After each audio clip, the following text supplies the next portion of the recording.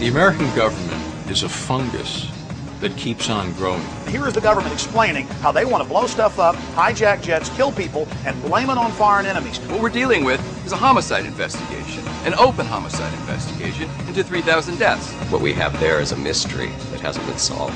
I think there are thousands of people who know who is responsible for 9/11, and it's not Osama bin Laden. Who was really behind the attacks? Now, the American-led war on terror is based on the premise that Osama bin Laden planned the 9/11 attacks that killed, as Carol was just saying, almost 3,000 people. But there is a growing movement of scholars, filmmakers, and activists and members of the public who are looking more closely at the events of that fateful day, and they're claiming there's another, more sinister explanation.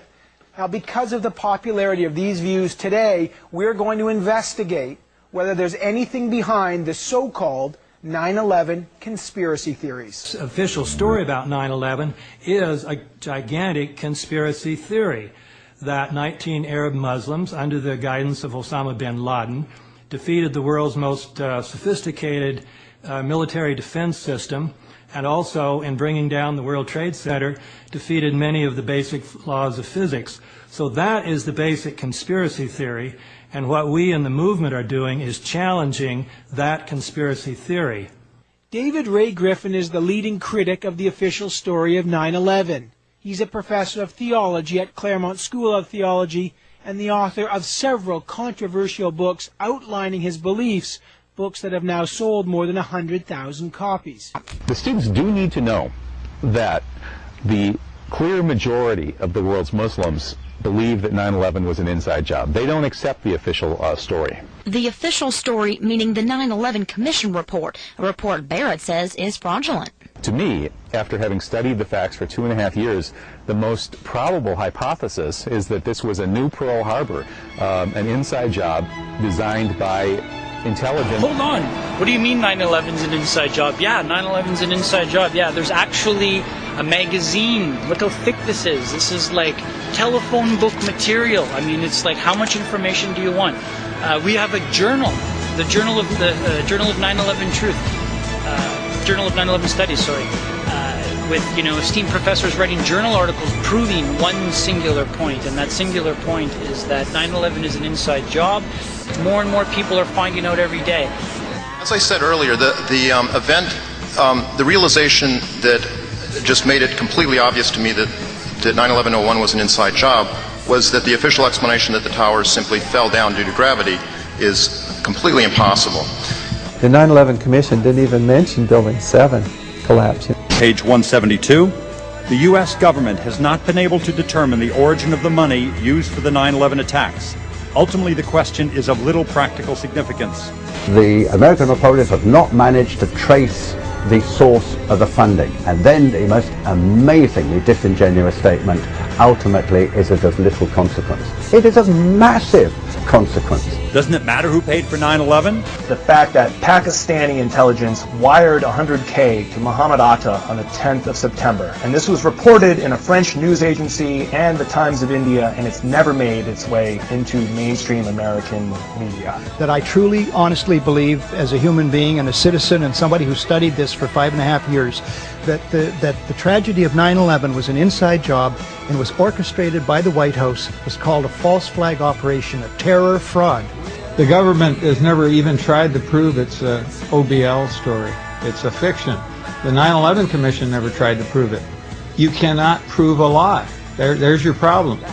There's so many things wrong with the 9/11 fiction, the myth, the official government conspiracy. Undeniable unifying framework is that the official theory of 9/11 is itself a conspiracy theory. Ladies and gentlemen, the war on terrorism, which is the main justification for waging a war of conquest, which is clearly acknowledged in military and national security documents, that war on terrorism is fabricated. If the government has nothing to hide, why is it hiding everything? Why is it shipping off to China immediately all the forensic evidence except a little bit, thank God, that Professor Jones was able to get a hold of? as like a fingerprint that the criminal left behind. An iron oxide and iron sulfide had formed on the surface of the structural steel. Sulfur used with thermite is called thermate, producing even faster results. The film of the collapse of Building 7 shows the failure in 6.6 seconds. Free fall speed. Never has a steel frame building built from fires alone, nor could fires simultaneously collapse all the 24 steel and interior columns and bring the building down in its own footprint. This is what most people don't understand. These towers are so big. If you were to go at the top of these buildings and then throw a rock over, just drop it, it would take about 8.4 seconds to hit down at the bottom. You look at the North Tower seismic data, the structure broke apart in about 8.4 seconds. Yeah. It was breaking at free fall speed. That is the trademark of what happens in a controlled demolition. For example, the first one is the rate in which the building supposedly dropped violates physics. If you dropped a grand piano from the top floor down, in a vacuum, it would take 9.22 seconds. One of the towers, NIST now says, took 9 seconds, and the other one said took 10 or 11 seconds. And it wasn't a vacuum that day, I don't believe. Now, if you want to talk about the pancake theory, well, if this floor is going to free fall down, this is the time scale, if it's going to free fall down to the 100th floor, the 100th floor can't start moving until the 110th floor gets there to get it moving.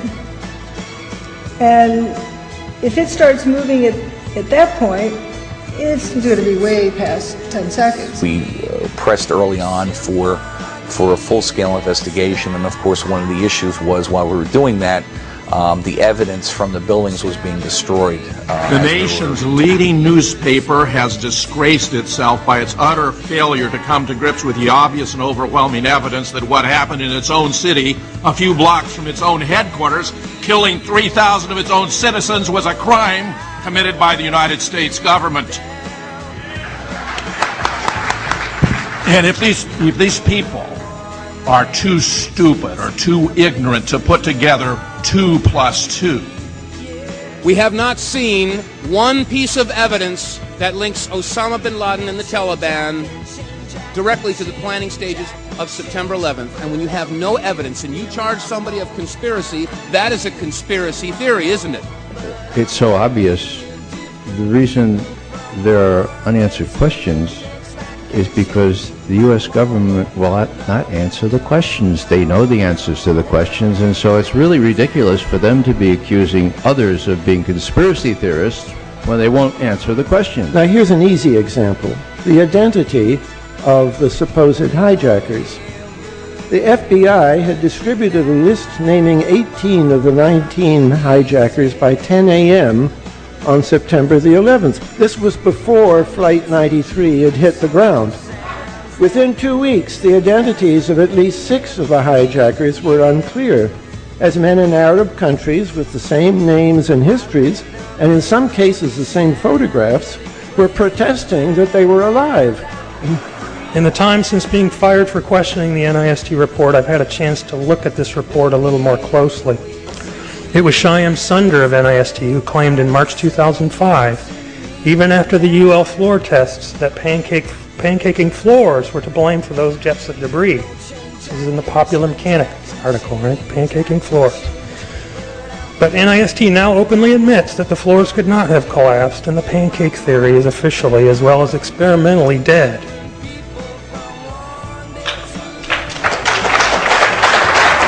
And Carlyle, of course, has made several, probably $1 billion, and will as a result of this war. In that context, Osama bin Laden went to Afghanistan in 1979, 1980, maybe the early 80s, to fight the Russians, and he was supported by the CIA. January 2001, the Bush administration orders the FBI and intelligence agencies to back off investigations involving the bin Laden family including 2 of Osama bin Laden's relatives, who were living, guess where, in Falls Church, Virginia, right next to CIA headquarters. When he was already America's most wanted criminal, he reportedly spent 2 weeks in the American hospital in Dubai, was treated by an American doctor, and visited by the local CIA agent. I studied physics at MIT. I did electrical engineering for about 8 years. I've had quite a bit of practical engineering experience. When I first saw the collapses, I was absolutely convinced that they were not spontaneous, that there were squibs, which represent little puffs of smoke essentially coming out of the buildings initially, which were clearly a sign of controlled demolition. It showed that the 9/11 Commission was a cover-up. There is documentation of that 9/11 was the product of a conspiracy, specifically a conspiracy between the CIA, Pakistani intelligence, and the so-called Al-Qaeda organization, which is really most likely just a product of Pakistani intelligence and CIA intelligence.